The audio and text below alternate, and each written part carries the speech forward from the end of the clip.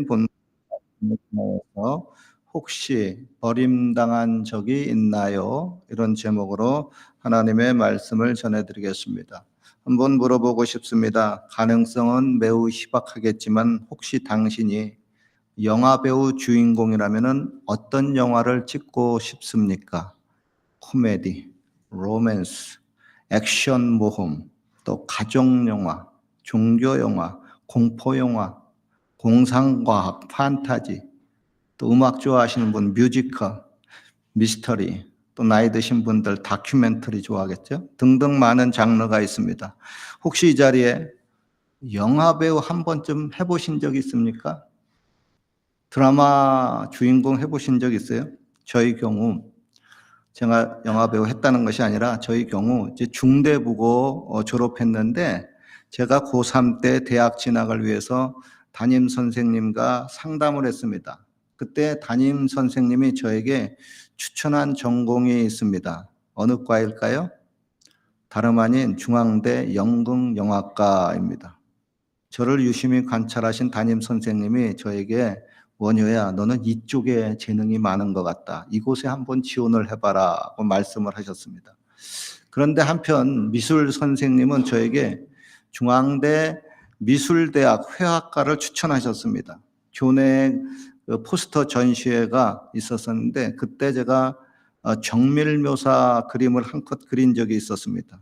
그걸 본 모든 그 선생님과 학생들이 와, 이거 뭐야? 사진하고 완전 똑같네 하고 놀라워했습니다. 이런 미술 재능을 알아채신 미술 선생님이 저에게 미술대를 가라고 적극 추천하셨습니다.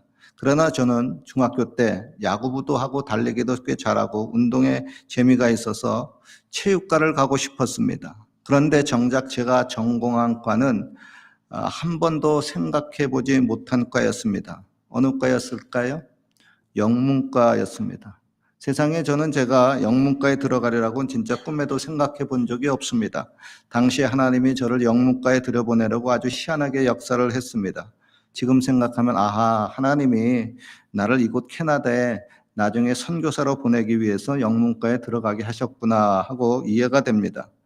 이거 간증하면은 좀 코미디처럼 재미있는데 오늘의 설교 주제는 아닌 것 같아서 이 정도 하고 다시 본 주제로 들어갑니다. 제가 연극영화과를 들어가느냐 마느냐 생각할 당시 1970년대는 한국 영화계에 정윤희, 유지인, 장미 이런 트로이카 시대였었습니다. 세 여자가 영화 배우를 주름 잡았어요. 그 당시 유지인이라는 배우가 여자 주인공이 되어서 찍은 영화 제목이 있습니다. 당시 이 영화는 그 해의 최대 관객 동원 흥행 1위 영화였었습니다. 혹시 이 영화 제목 아시는 분 있습니까? 연세 드신 분들? 뭐죠? 내가 버린 남자입니다. 이 영화가 크게 흥행을 하자 나중에 정윤이 또 장미 씨도 내가 버린 남자 시리즈의 영화를 계속 찍었습니다. 그리고 이들 영화 바로 전에 히트친 영화 제목이 있는데 혹시 그 영화 제목도 아시는가 모르겠어요? 그 영화 제목이 뭐죠? 내가 버린 여자입니다. 하여간 이때에는 사람들의 대화가 툭 하면 내가 버린 남자, 내가 버린 여자라는 말을 유행어로 많이 했습니다. 그런데 이들 영화의 제목인 내가 버린 남자, 내가 버린 여자 말을 들으면 혹시 과거에 내 자신의 인생도 떠올리게 됩니다. 어때요, 여러분? 혹시 인생을 살면서 내가 버린 남자나 내가 버린 여자가 있지는 않습니까? 혹은 누구에게 버림당한 아주 아픈 추억이 있지는 않습니까? 대개 보면은 자신이 남을 버린 것은 별로 기억이 안 나는데 반면 자신이 남에게 버림을 당한 상처는 꽤 오랫동안 기억에 남는 경향이 있습니다. 그리고 이런 그 쓰라리고 아픈 추억이 오랜 세월 속에서 거의 잊혀져 가지고 옛날에 그냥 한 추억 정도만 되면은 괜찮은데 이것이 아주 깊은 상처나 트라우마로 자리 잡아서 나의 마음과 정신과 육체에 안 좋은 영향을 끼치기도 합니다. 오늘은 우리가 인생을 살면서 누구나가 몇 번쯤은 겪게 되는 이런 그 버림당한 상처와 이에 대한 대처 방안을 살펴보기를 원합니다. 먼저 마이너한 경우를 살펴봅시다. 버림을 당해도요, 아주 크게 깊게 세게 심하게 버림을 당하는 경우도 있지만은 그보다는 아주 약하게 작게 버림을 당할 때가 있습니다. 예를 들면은 애들의 경우 술래잡기를 합니다. 애들이 다 숨었어요. 내가 술래입니다. 아무리 찾아도 애들이 보이지를 않습니다. 애들아 못 찾겠다 못 찾겠다 깨꼴 나는야 술래 이제 그만 나와. 그런데 애들이 나타나지 않습니다. 뭐야 기분이 쎄합니다. 뭐야 이거. 애들이 나만 놓고 어디론지 사라졌습니다. 나만 혼자 덩그러니 남았습니다. 울고 싶어. 어렸을 때 다들 이런 그 비슷한 경험을 한 번쯤은 해보셨을 겁니다. 그 당시에는 이게 하늘이 무너지는 듯한 기분이었었는데 지금 어른이 되니까 어떤가요? 이거 생각하면 아직도 몹시 화가 나는 분이 있습니까? 설마 그러진 않겠죠?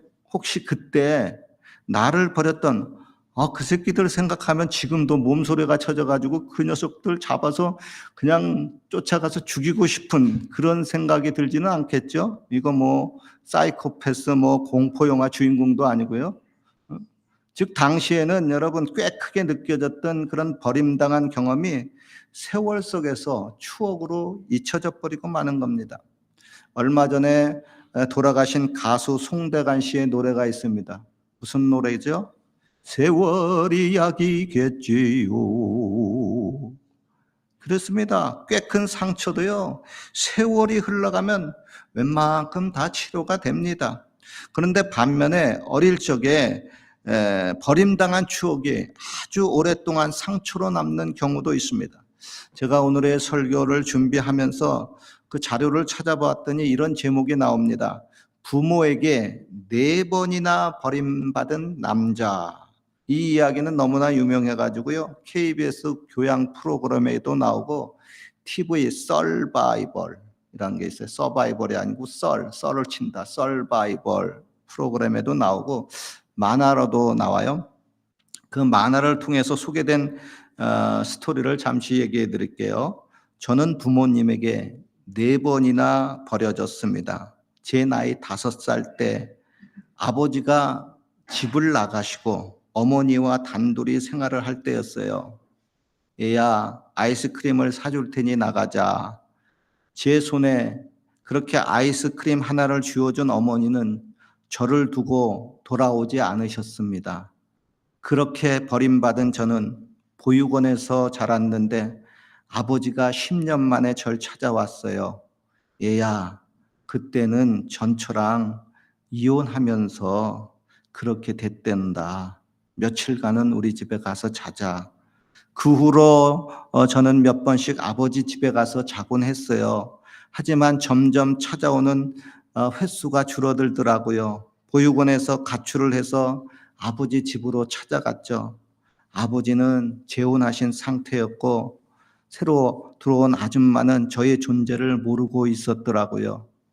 얘야, 1년만 더 보육원에 있으면 자립지원금이 나온다던데 지금 나오면 한 푼도 못 받는 거 아니야? 그때 문득 아버지가 나를 찾아온 것은 돈 때문이 아니었을까 하는 생각이 들더라고요. 그런데 어느 날 술에 취한 아버지가 충격적인 사실을 고백했어요. 얘야, 사실 넌 내 친아들이 아니란다. 너를 버린 전초도 내 친모가 아니고.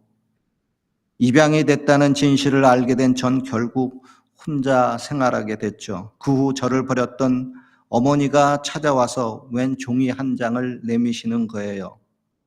파양 신청서요? 그렇게 어머니의 가족관계 증명서에서 말소가 되었습니다. 파양되고 법원에서 나오는 길에 이런 대화를 했습니다. 얘야, 마지막인데 뭐 궁금한 거 있니? 저희 친엄마는 어디에 계셔요? 네 친엄마는 그때 널 키울 상황이 안 됐어. 산부인과 병원의 한 청소부인 아줌마가 그 상황을 듣게 됐고 그 아줌마는 난임인 동생 부부인 우리를 위해서 널 데리고 왔단다.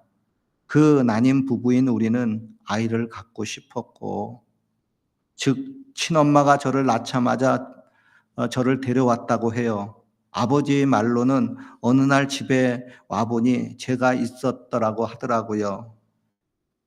여러분, 이런 경우 어렸을 적에 친엄마로부터 버림을 당하고 또 양부모로부터 버려졌으니까 너무나 큰 상처가 되었을 겁니다. 그 후 이 아이는 이름을 바꾸고 새 출발을 하게 됩니다. 그 이름은 이형우, 1994년 7월 15일생, 서울 성동구 성수동에 위치한 산부인과에서 태어나자마자 병원의 한 청소 직원에게 맡겨짐.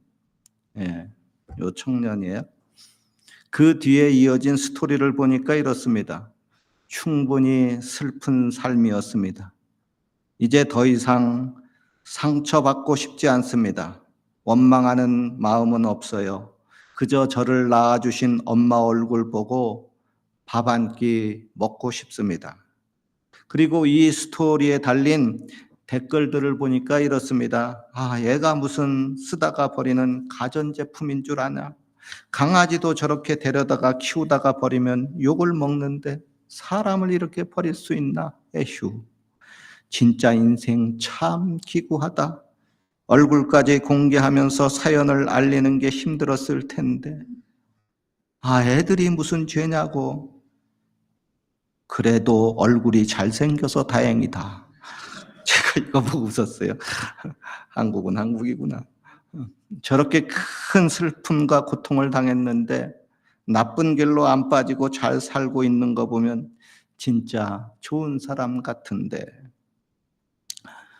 반면에 여러분, 자식이 늙고 힘없는 부모를 버린 이야기도 꽤 있습니다. 조영기 목사님이 옛날에 이런 이야기를 하신 적이 있습니다. 순복음 교회에서 운영하는 엘림복지회관 양로원에서 있었던 일입니다. 당시 그곳 양로원에 들어오시는 할머니, 할아버지 분들은 그들을 돌볼 수 있는 보호자나 자녀가 없는 아주 딱한 처지에 있는 분들에게만 하나에서 그 양로원에 입소를 시켰습니다. 하루는 양로원에 들어온 한 할머니가요, 몹시 아파서 거의 죽을 지경이 되었습니다. 그러자 양로원에서 죽기 전에 그 할머니에게 보호자나 자녀분이 있는가 연락처를 물었습니다. 그런데 할머니는 한사코 자기는 보호자도 없고 자녀도 없다고 합니다. 그래서 할 수 없이 양로원에서 그 할머니 소지품을 보게 되었는데 거기서 전화번호가 있는 메모지 하나를 발견했습니다. 그리고 거기서 이제 전화를 거니까 전화를 받은 한 중년의 남성분이 이런 말을 합니다. 그 할망구 죽어도 절대로 내 주소나 연락처를 가르쳐주지 말라고 했는데.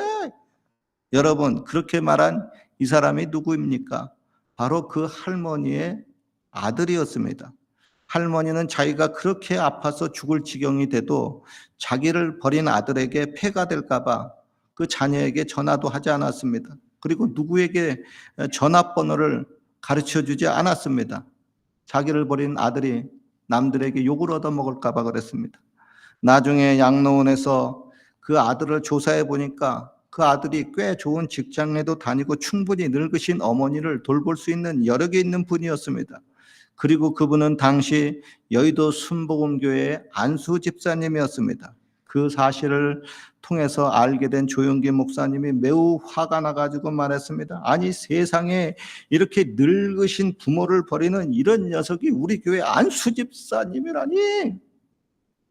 여러분, 주일 아침 예배에 이렇게 안 좋은 이야기를 들으니까 기분이 좀 그럴 겁니다. 하지만 이게 저와 여러분들이 겪어야만 하는 인생의 스토리이니까 이거 뭐 어쩌겠습니까?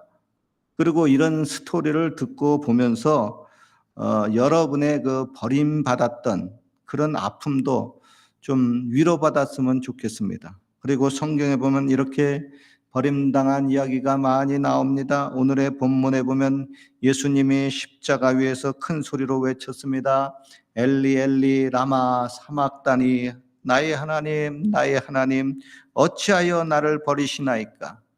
여러분, 우리가 믿는 예수님은 나 대신 너 대신 온 인류를 대신해서 처절하게 버림을 당하셨습니다.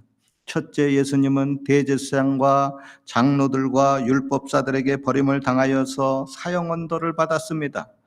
즉 종교 체제로부터 버림을 당했습니다. 당시 유대인들은 종교가 주도하는 사회였기 때문에 종교 체제로부터 버림을 당한다는 것은 곧 사회로부터 완전한 격리당하는 것을 의미했습니다. 둘째, 예수님은 빌라도에게 버림을 당했습니다. 즉 예수님은 당시에 가장 강력한 로마의 정치 세력으로부터 버림을 당했습니다. 그로 예수님은 이제 어디 갈 곳도 아무 데도 없어지고 말았습니다. 셋째, 예수님은 자기를 따르는 제자들에게도 버림을 당했습니다. 그토록 예수님이 제자들을 돌보고 사랑했지만 가룟 유다는 은 30냥에 예수님을 팔았고 수제자 베드로는 예수님을 부인하고 저주까지 했습니다. 모든 제자들이 다 예수님을 떠나갔습니다. 넷째, 예수님은 자기를 따르고 환영했던 이스라엘 동족들로부터 버림을 당했습니다. 얼마 전까지만 해도 호산나 찬송하리로다 하고 예수님을 열렬히 환영했던 그들이 갑자기 태도가 돌변해가지고 예수를 십자가에 못 박아 죽여라 하고 외쳤습니다. 다섯째, 예수님은 자신의 가족들인 동생들로부터도 버림을 당했습니다. 여섯째, 예수님은 사랑하는 하나님 아버지로부터 버림을 당했습니다. 타락하고 죄 많은 인간들로부터 버림을 당하는 것은 그래도 이해할 수가 있고 참을 수가 있는데 자신을 그토록 사랑하신 하나님 아버지에게마저 버림을 당하고 죽게 되자 예수님은 너무나 마음이 힘들고 괴로웠습니다. 그러나 그렇게 처절히 버림당한 예수님의 그 고통과 그 아픔이 있었기 때문에 죄인을 구원하시려고 하는 하나님의 구원 사역이 비로소 완성되었습니다. 그리고 예수님은 마침내 건축자들이 이거 쓸데없다 하고 내버린 그런 돌멩이가 결국 가장 중요한 건물을 세우는데 모퉁이의 머릿돌, 주춧돌이 되었습니다. 이에 대해서 이사야 선지자는 예수님을 이렇게 묘사합니다. 그는 멸시를 받아서 사람에게 실은 버림바 되었으며 간고를 많이 겪었으며 질고를 아는 자라 마치 사람들에게 얼굴을 가리우고 보지 않음을 받은 자 같아서 멸시를 당하였고 우리도 그를 귀히 여기지 아니하였도다. 결론입니다. 누구나 버림을 당하면은 참 힘듭니다. 더구나 믿고 의지하고 사랑하는 가까운 사람에게 버림을 당하면 더욱 힘이 듭니다. 이럴 때 우리는 우리 앞서 철저하게 버림을 당하신 예수님을 바라보아야만 합니다. 그분으로부터 위로를 받아야 합니다. 그리고 잊지 마십시오. 나도 한때, 아니 종종 사람을 배신하고 버린 적이 있지는 않습니까? 물론 버린 사람은 기억이 잘 나지 않을 것입니다. 그리고 때로는 나를 위해 죽으신 예수님도 버리고 나를 그토록 사랑하신 하나님 아버지도 필요 없다고 마치 쓸모없는 돌멩이처럼 버리지는 않았습니까? 그래서 예수님의 마음이 심히 아프고 하나님의 마음이 심히 괴로웠지 않았습니까? 이제 우리는 또다시 예수님 하나님을 버리면 안 됩니다. 그분의 마음을 또다시 아프게 하면 안 됩니다. 그분은 나를 구원하기 위해서 기꺼이 사람들로부터 버림을 당하셨습니다. 이제 나는 나를 위해서 버림당하신 그분을 내 마음속에 영원토록 모셔야만 합니다. 그리고 더 나아가서 이제 나도 그분을 위해서 때로는 버림당하는 아픔이 있더라도 잘 참고 잘 견뎌야 합니다. 그래서 영광의 부활의 날에 주님과 제외하시는 큰 기쁨과 행복이 있기를 주님의 이름으로 축원합니다. 기도드리겠습니다. 하나님 아버지, 이러면 안 되는데 이 세상 많은 사람들이 서로를 버리는 슬픔과 고통 속에 살아갑니다. 오늘 이 자리에도 버림당한 아픔과 슬픔이 있어서 심히 고통하고 번민하는 당신의 자녀들도 있습니다. 우리들이 버림당하는 아픔을 아시는 주님, 당신의 자녀를 넉넉히 위로해 주시옵소서. 앞으로 예수님과 함께 살며 부활의 그 영광을 맛보며 다시는 버림당하는 아픔과 슬픔을 겪지 않게 하여 주옵소서. 예수님 이름으로 기도하옵나이다. 아멘. 우리 말씀을 생각하면서 기도합니다. 하나님, 그러고 보니까 알게 모르고 나도 하나님을 버린 적이 있었고요. 알게 모르게 사람을 배신하고 버린 적도 많았습니다. 하나님, 그들의 마음도 아팠고 하나님 아버지 마음도 아팠습니다. 오늘도 나도 버림당하는 이 슬픔을 외국 땅에서도 겪고 지내고 있습니다. 하나님, 이거 누가 위로해 줍니까? 하나님, 이대로 살기가 힘드오니 주여 그들도 위로해 주시고 하나님도 위로받고 우리도 이 시간에 위로받게 하여 주옵소서. 같이 한번 통성으로 기도합니다. 아버지 하나님, 아버지